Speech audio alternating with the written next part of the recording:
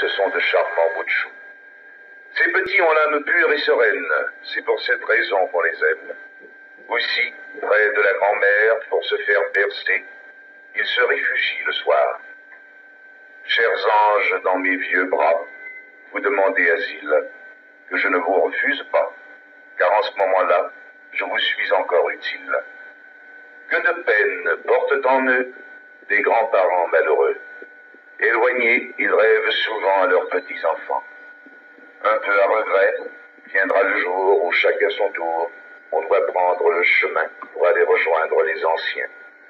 Quant à moi, jusqu'à ce jour, je remercie le bon Dieu d'être heureuse toujours, puisqu'avec mes enfants, je vis au milieu d'eux.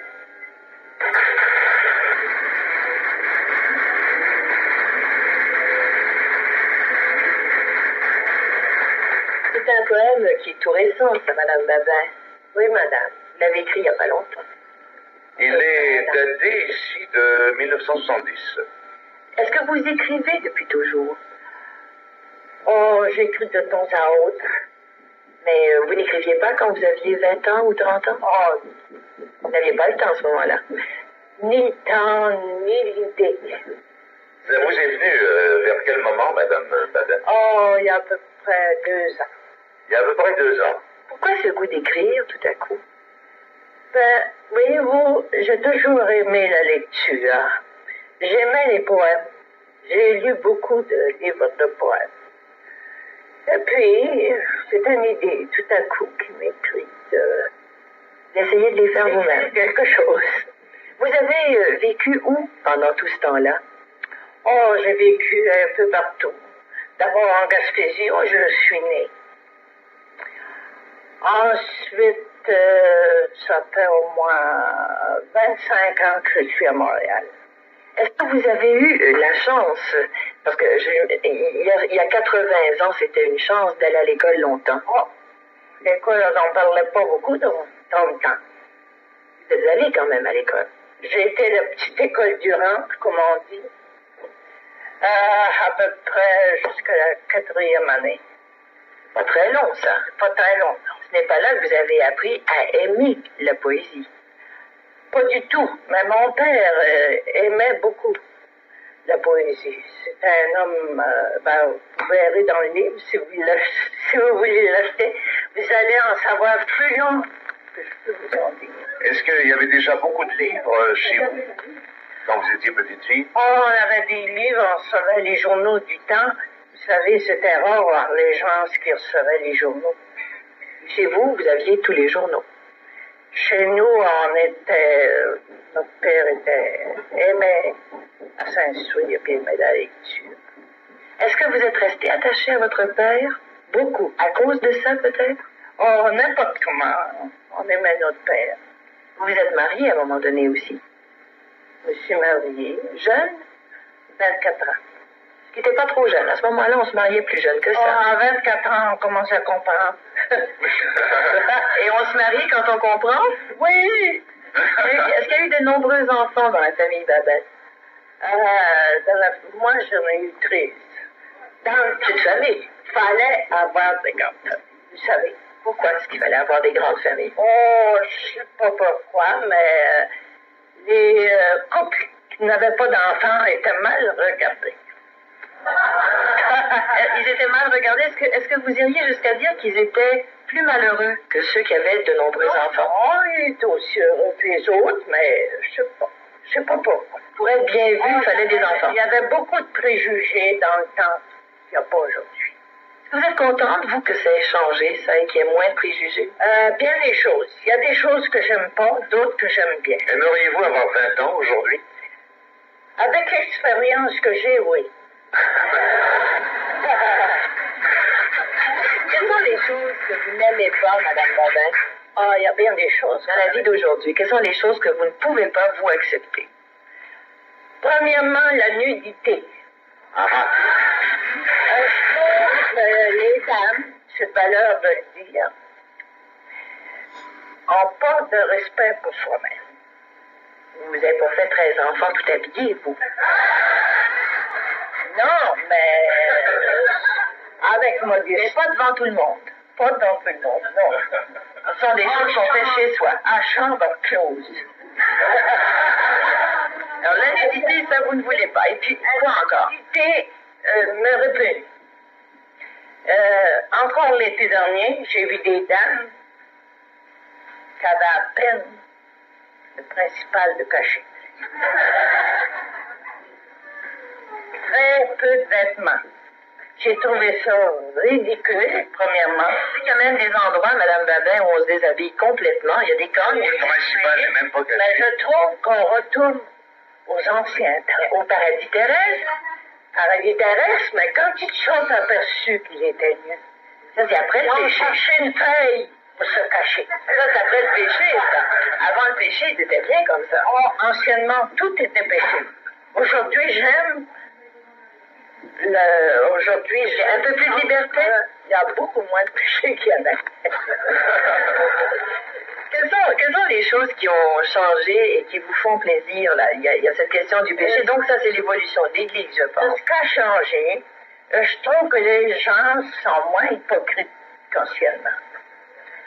Il y a beaucoup de personnes âgées qui trouvent que les jeunes sont loin de faire comme eux. Mais moi, je trouve que c'est le contraire. J'aime beaucoup la jeunesse.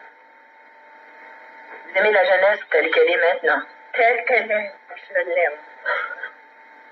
Alors même si leur façon de vivre n'est pas celle des parents et surtout celle des grands-parents, vous êtes d'accord, vous, avec ce changement-là? Bien, pour certaines choses, il y a certaines choses Des fois, ça va un peu loin? qui sont un peu ridicules, mais... Les cheveux longs sur les épaules, là, Les cheveux longs, je les ai vus encore plus longs qu'aujourd'hui.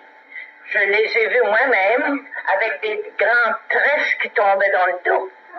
Ça, c'est quand vous étiez jeune, vous. Bien jeune. Des pendants d'oreilles aux hommes. Ça, je l'ai vu. Alors vous, ça ne vous surprend pas, ces Pas changements-là? du tout, pas du tout. Est-ce que c'est agréable d'avoir 86 ans? Est-ce qu'il y a des bons côtés à avoir vieilli? À 86 ans. Oh, il y a des bons côtés. Vous êtes en santé, en tous les cas. Je suis très heureuse. Je suis assez en bonne santé à l'âge que j'ai là. Et puis, je suis très heureuse avec mes enfants, mes petits-enfants. J'aime beaucoup les enfants. Les enfants ne m'embarrassent pas du tout. À quel moment vous êtes-vous rendu compte que vous étiez en train de vieillir? Moi, je suis jamais aperçu que je vieillissais. Mais il me semble que je suis encore jeune. J'ai encore un cœur de dingue. Vous n'avez pas pensé à vous remarier, Madame Babin? Ben, pourquoi? Parce que vous êtes veuve et que ça aurait pu quand même vous tenter. Ma famille, ça m'occupait assez. Vous n'aviez pas le temps pour autre chose? J'avais pas le temps de regarder les hommes. Est-ce que vous ne les regardez pas par en dessous de temps en temps? De temps en temps, je suis pas jolie moi-même, mais quand je vois un joli homme, là, Vous ne regardez pas assez? bien ça. C'est quoi un bel homme pour vous? De figure, premièrement. Ensuite, de manière. Les aimez-vous grands, petits? Assez grand. Mon mari était grand. J'aime les hommes. Vous aviez épousé un bel homme. Un bel homme. Vous savez combien même qu'on n'est pas joli, on aime toujours à regarder du beau. Est-ce que ça n'a pas été difficile de garder un homme qui était beau à la maison? Vous n'avez pas eu peur de le perdre de temps en temps? Oh non. J'avais un mari parfait.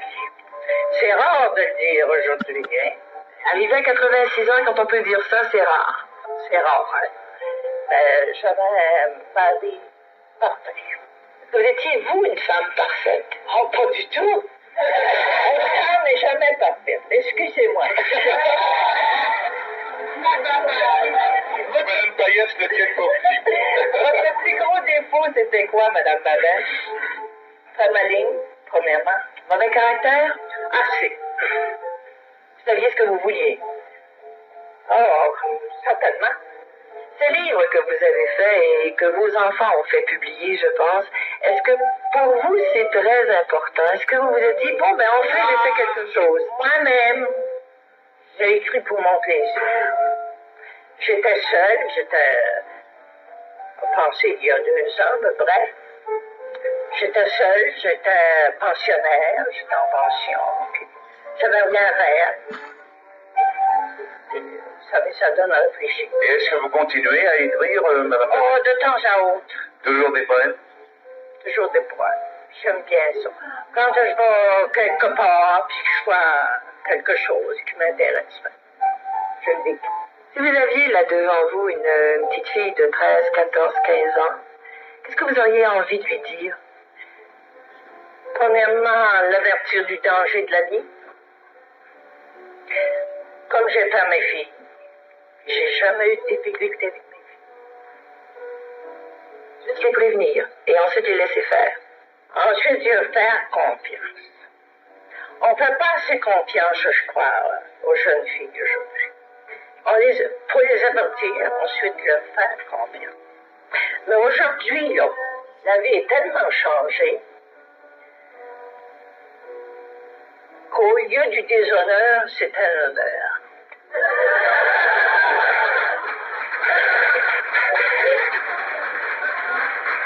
Madame Babin, si vous voulez ne pas bouger, rester là, on va demander à Guy Provost de lire un autre petit poème que j'ai trouvé dans votre livre, et c'est sur l'automne. Enfin nous revient l'automne, avec ses jours sombres et monotones. Les oiseaux sont partis, les feuilles des arbres aussi. Il ne nous reste plus que les arbres nus, plus de chants joyeux, seulement un ciel brumeux. Les jours ont raccourci, moins de jours, plus de nuit. Aussi pas de promenade sous bois sans avoir un peu froid. Adieu les belles vacances. Dans la maison, la solitude recommence.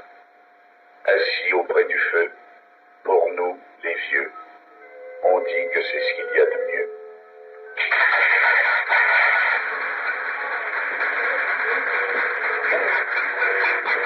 Merci beaucoup, Madame Babin. On espère vous retrouver bientôt. Merci beaucoup.